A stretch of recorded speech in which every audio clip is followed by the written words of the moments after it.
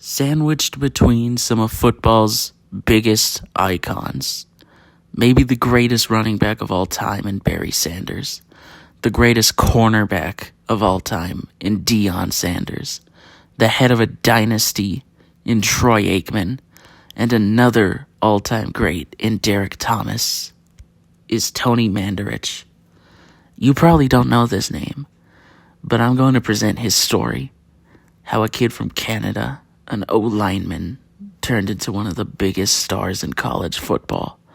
How Tony became the most hyped draft prospect in a group with multiple stars, and how the juice ran out. As I referred to, Tony was born in Oakville, Ontario, to two Croatian immigrants. He would continue to be raised in Oakville until his older brother received a scholarship to play football for Kent State. His older brother would convince their parents to let Tony play his senior year of high school in Kent to improve his chances of receiving a scholarship. And that's exactly what ended up happening. Tony impressed in high school. In fact, at a higher level than his brother did. His brother may have gone D1, but Manderich was receiving offers from Power 5 schools. And after being heavily recruited by a young defensive backs coach by the name of Nick Saban, Manderich would decide to take his talents to Michigan State University. Manderich would not disappoint at MSU. In his senior year, he helped get them to the Rose Bowl, was named to the All-American team, was a finalist for the Outland Award for the top lineman in the country, and was named the Big Ten Lineman of the Year for the second time of his career.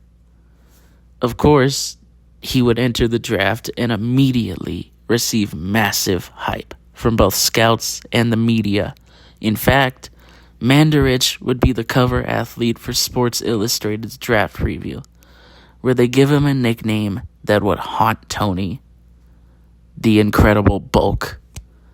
Manderich would impress wildly at the combine, weighing in at 330 pounds, a 40 time of 4.56, a ridiculous time for an O-lineman, a 30-inch vertical, and would bench press 225 pounds 29 times. Again, just an absurd physical feat for a lineman. Though there were 100% warning signs of what would happen, as he would famously miss events due to getting drunk or being hungover. But either way, he was still considered one of the best lineman prospects of all time. And that hype got him all the way to the number 2 pick in the 1989 NFL Draft. But already, Tony would start to show his ego, holding out for a bigger contract until a week before the season.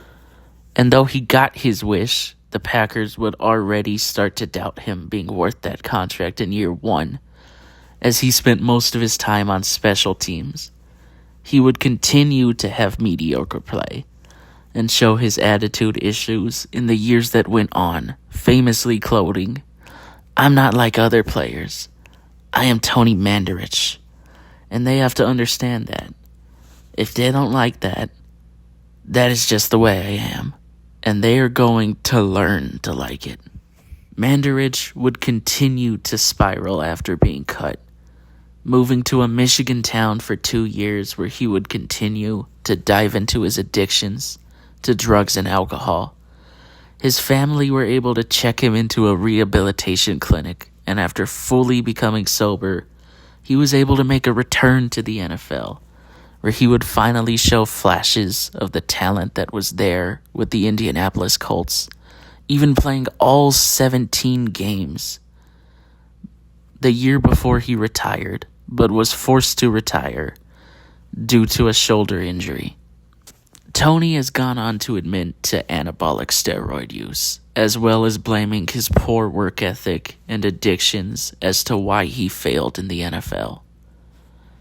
Tony may not have lived up to the hype He may not have turned into the face of a dynasty, one of the best players to ever play his position, or an All-Pro Hall of Famer, but he turned it around and got his life back together.